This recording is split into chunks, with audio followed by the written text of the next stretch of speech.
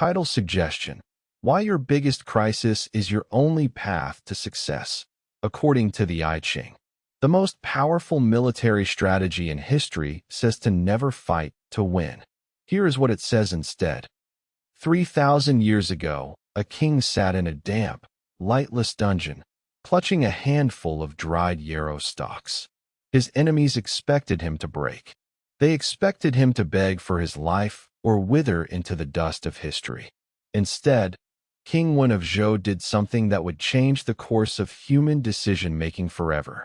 He looked into the absolute darkness of his own impending execution, and he didn't see an end. He saw a pattern.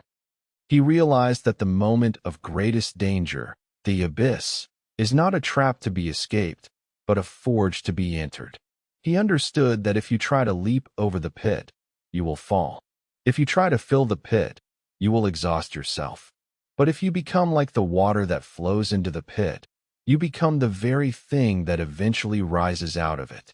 You are about to make a decision your competitors are hoping you make. You are looking for the exit. You are looking for the safe path. But the I Ching, the oldest book in the world, says that safety is the most dangerous lie you can tell yourself. Today, we decode Hexagram 29, can, the abysmal, the double pit. And I will show you why the thing you are currently most afraid of is actually the only weapon you have left that still works. To understand the weight of this wisdom, we must travel back to 1050 BC. Imagine the Ancient dynasty at the height of its decadence. King Zhou of Shang was a man of legendary cruelty. He built forests of meat and lakes of wine while his people starved. He was the ultimate incumbent, a massive, bloated power structure that seemed impossible to topple.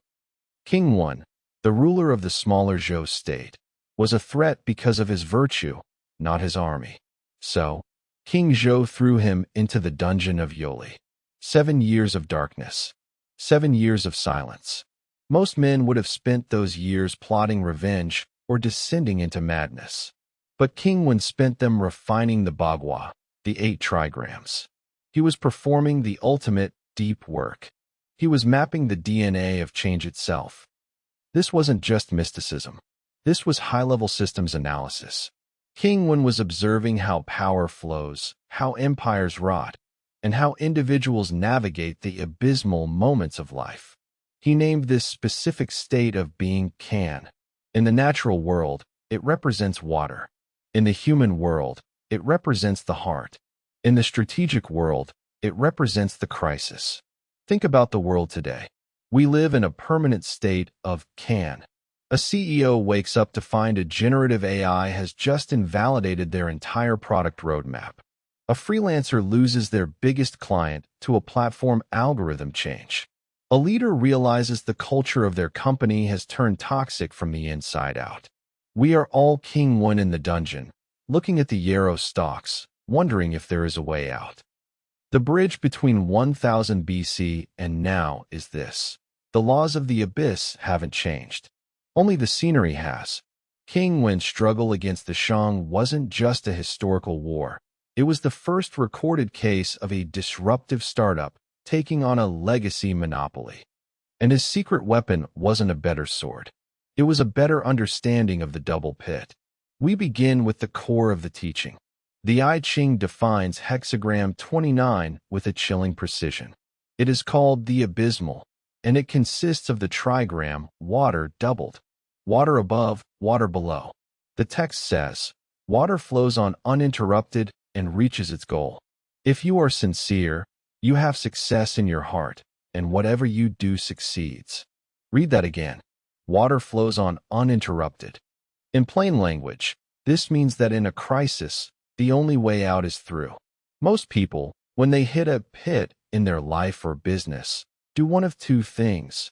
They freeze in fear, or they try to jump across. Water does neither. Water simply continues to be water. It fills up every crack, every crevice, and every low point until the level rises so high that the pit is no longer a pit. It's just part of the path. Look at the early days of SpaceX. 2006, 2007, 2008. 3 consecutive launches. 3 consecutive failures. Elon Musk was in the double abyss. He had millions of dollars left, just enough for one more try. Most advisors told him to cut his losses, to stop the bleed. They wanted him to jump out of the pit. But Musk understood the principle of the flow. He didn't change the goal. He refined the sincerity of the engineering. He allowed the failure to fill the container of his knowledge until the 4th launch succeeded. The actionable principle is this: do not fight the crisis. Fill the crisis with your presence until it becomes the ground you walk on. The second teaching of Can is even more counterintuitive. The text says, "The abyss does not fill the pit to overflowing. It only flows as far as the lowest point." This is a warning against the hero myth. In the West, we are taught that when things get hard, we should give 110%, hustle harder, and break through the wall. The I Ching says that is the path to drowning. Water doesn't try to overflow the pit before it has filled the bottom. It respects the topography of the problem. In modern terms, this is what we call incremental mastery, or the Toyota production system. When Toyota faces a massive recall or a supply chain collapse, they don't try to solve the entire global problem in one weekend. They pull the Anden cord. They stop. They find the lowest point, the specific root cause, and they fill that one small hole before moving an inch further. Did you know that 70% of businesses that fail during a crisis do so not because they lacked resources, but because they overextended their remaining resources trying to fix everything at once? They tried to overflow the pit before they had even reached the bottom. If you are in a crisis right now, stop trying to win the whole war. Find the single lowest point in your current situation. Is it your cash flow? Is it a broken relationship? Is it your own health? Fill that one pit first. Water never skips a step. The third teaching is perhaps the most profound for the modern leader. The I Ching says, if you are sincere, you have success in your heart. In the ancient Chinese context, sincerity, Chang, doesn't just mean being honest. It means to be what you say you are. It is about structural integrity. When water is in a pit, it doesn't try to be anything other than water. It doesn't compress. It doesn't lose its nature. It remains fluid, cold, and persistent. When Steve Jobs returned to Apple in 1997, the company was weeks away from bankruptcy. It was the ultimate corporate abyss. Jobs didn't come back with a motivational speech. He came back with sincerity. He looked at the 350 products Apple was making, and he realized they were insincere. They weren't Apple products. They were just stuff. He cut the product line down to 4 items. 4. He forced the company back to its heart, its core identity of high-end design and simplicity. Success didn't come from the market. Success was already in the heart of the revamped company. The market just eventually caught up to the level of the water. The actionable principle. In a crisis, your only survival strategy is to become more of who you are, not less. Strip away the insincere extras. Here is a question that will make you uncomfortable. If your life was stripped of all its titles, all its bank balance, and all its external validation tomorrow, if you were thrown into King Wen's dungeon, what would be left of your sincerity? Because that what's left is the only thing that can actually navigate the abyss. Everything else is just weight that will pull you under. The final core teaching of Hexagram 29 is the double danger. The hexagram is made of 2 identical trigrams. This means that once you exit one pit, you will immediately find yourself in another. This sounds pessimistic, but for the strategist, it is the highest form of optimism. It means the abyss is not a mistake. It is the environment. It is like a world-class kayaker navigating rapids. They don't look for calm water. They know the rapids are the river. If the water stayed still, it would become a swamp.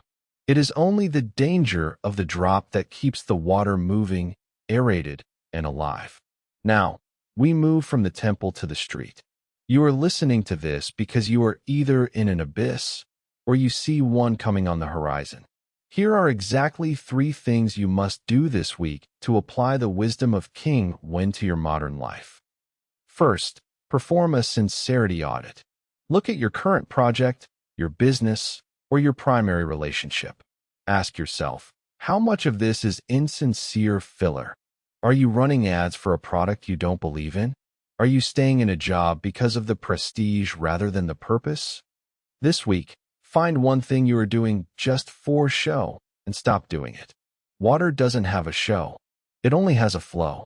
By removing the insincere, you lighten your mass, making it easier to rise when the pit begins to fill.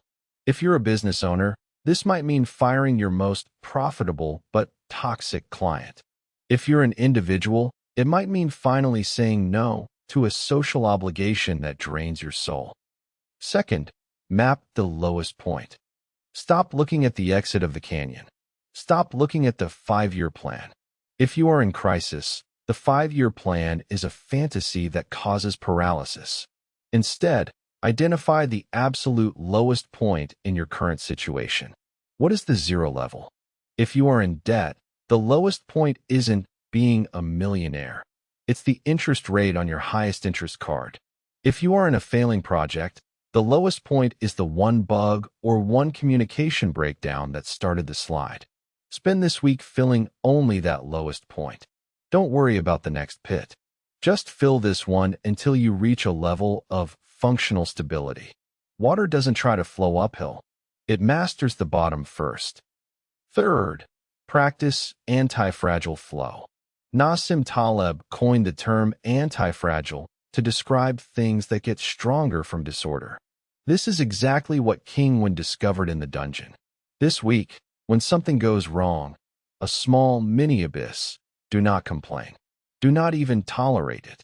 Instead, ask, how does this specific obstacle make my sincerity more visible? If a competitor steals your idea, it's an abyss. But it's also a pattern interrupt that proves your idea had value. Use that danger to pivot to the next version of yourself that they can't copy. Treat every setback as a leveling up of the water. Think about this. A stream only makes music when there are rocks in its path. Without the rocks, without the dangers, the water is silent.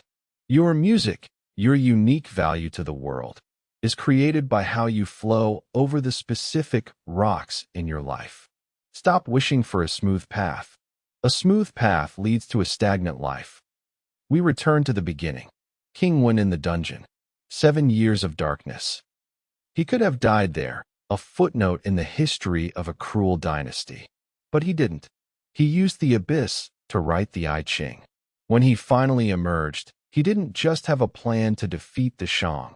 He had a philosophy that would build the Zhou dynasty into the longest-lasting empire in Chinese history. 800 years of stability. The danger didn't break him. It defined him. It made him sincere. You are currently standing at the edge of your own Hexagram 29. You can see the double pit. You can feel the cold mist of the abyss rising up to meet you. You are afraid. Good. Fear is the pattern interrupt of the soul. It is telling you that the old way of walking is over. From this moment on, you must learn to flow. You must learn that the heart's endurance is not about being tough. It's about being fluid. Remember the words of the ancient sage. The abyss does not fill the pit to overflowing. It only flows as far as it must. Stop trying to be a mountain that stands against the storm. Mountains crumble. Be the water that fills the storm and carries the mountain's dust to the sea. In 500 BC, a general wrote a single sentence that has been misquoted by every business school ever since. He said, "Know yourself and know your enemy." But he learned that from King Wen, who realized 500 years earlier that you cannot truly know yourself until you have met yourself in the bottom of the abyss. The next time everything falls apart, don't look for a ladder. Look for your sincerity. If you found value in this decoding of the ancient patterns, the next chapter of our journey into the oracle's wisdom is already waiting. We will be exploring the power of small things and why most leaders fail because they think too big. You can find the link to the Art of War playbook in the description, a modern manual for those who prefer to win without fighting. Do not subscribe for motivation. Subscribe because the cycles of change are moving, and if you don't understand the pattern, you are simply the prey of history. The abyss is waiting. Flow.